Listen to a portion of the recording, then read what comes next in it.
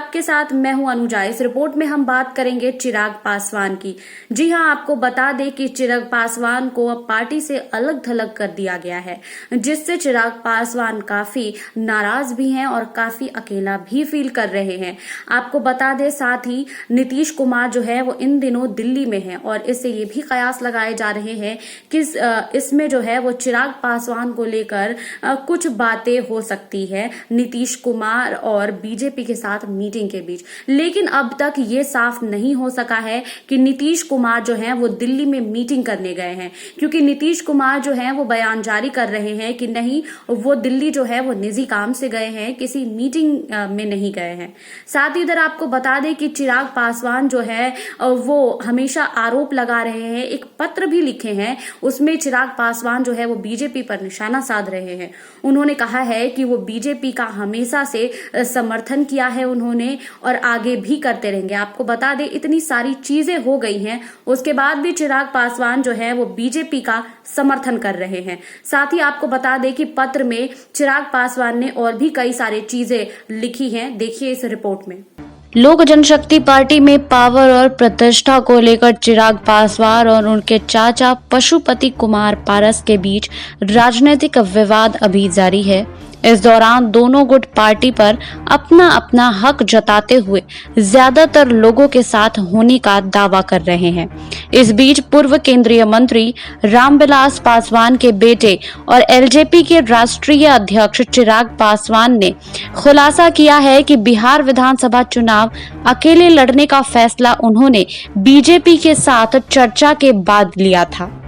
हालांकि उस वक्त उनके इस फैसले को लेकर पार्टी के अंदर मतभेद था। बता दें कि एनडीए से अलग होकर एलजेपी का चुनाव लड़ना खास तौर पर चिराग के चाचा और सांसद पशुपति कुमार पारस समेत कुछ नेताओं को पसंद नहीं था। हालांकि उस वक्त भी पशुपति ने साफ तौर पर कहा था कि यह चिराग का सबसे खराब निर्णय है। सूत्रों की माने तो यही से चाचा और भतीजे के बीच दरार बढ़ गई थी, जबकि मौजूदा घटनाक्रम इस बात का नतीजा है कि बहरहाल चिराग पासवान ने बिहार विधानसभा चुनाव अकेले लड़ने के अपने फैसले का बचाव करते हुए कहा कि फैसले के बावत बीजेपी के राष्ट्रीय अध्यक्ष जेपी नड्डा, गृहमंत्री अमित शाह और राष्ट्रीय महासचिव बीएल संतोष को बैठक के दौरान बताया गया था कि सिर्फ 15 सीटों पर एलजेपी का बिहार विधानसभा चुनाव में उतरना संभव नहीं है।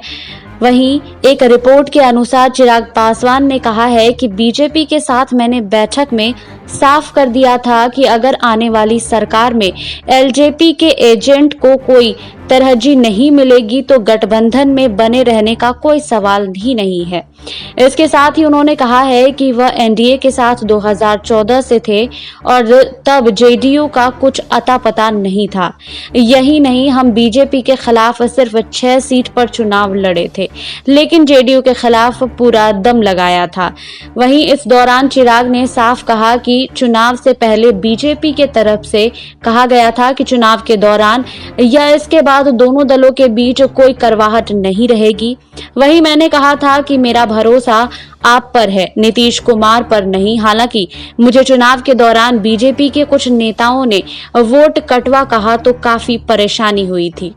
वहीं बिहार विधानसभा चुनाव के दौरान बेशक भाजपा नेताओं ने चिराग पासवान को लेकर बयानबाजी की थी, लेकिन उन्होंने पीएम मोदी और बीजेपी को लेकर कोई तल्ख टिप्पणी नहीं की थी। इसके अलावा चिराग ने कहा है कि मैं और मेरे पिता रामविलास पासवान पीएम मोदी और बीजेपी के साथ हमेशा खड़े रहे हैं, लेकिन कठिन समय में भगवा दल ने उनका साथ नहीं दिया।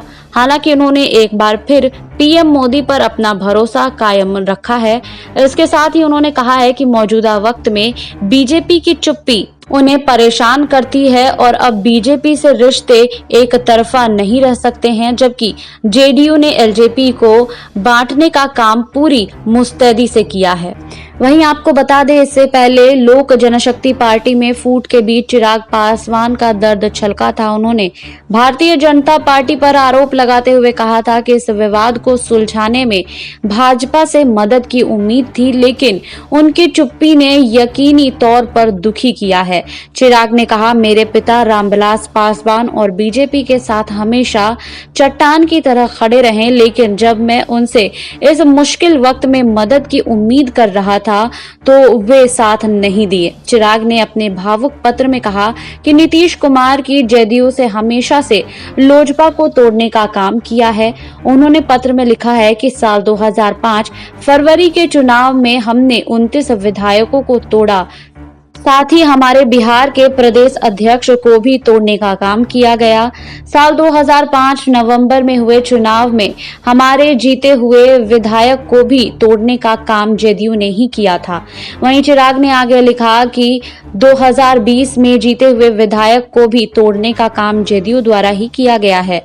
अब लोजपा के 5 सांसदों को तोड़ जदयू ने अपनी बांटो और शासन करो की रणनीति को दोहराया है। उन्होंने पत्र में आगे कहा है कि रामविलास पासवान के जीवन में कई बार नीतीश द्वारा उनकी राजनीतिक हत्या का प्रयास किया गया। दलित और महादलित में बंटवारा करवाना उसी का एक उदाहरण है। वहीं लोक जनशक्ति पार्टी में दो फाड़ होने के बाद पार्टी के अध्यक्ष और सांसद चिराग पासवान ने खुले पत्र में बिहार के मुख्यमंत्री नीतीश कुमार पर भी जमकर भड़ास निकाली है। उन्होंने अपने पत्र में कहा है कि उनके पिता रामविलास पासवान ने कभी भी नीतीश कुमार से समझौता नहीं किया। उन्होंने यह भी आरोप लगाया है कि नीतीश ने रामविलास पासवान को अपमानित करने और राजनीतिक तौर पर समाप्त करने के लिए कोई मौका नहीं छोड़ा। चिराग पासवान ने अपने पत्र में अंत में कार्यकर्ताओं के लिए लिखा कि साथियों, आने वाले समय में हम सबको एक लंबी और राजनीतिक और सैद्धांतिक लड़ाई लड़नी है। ये लड़ाई किसी व्यक्ति विशेष के अस्तित्व की नहीं, बल्कि रामविलास पासवान के विचारधाराओं को बचाने की है। साथ ही उन्होंने वादा किया और कहा कि लोजपा हमारी थी और हमारी ही रहेगी।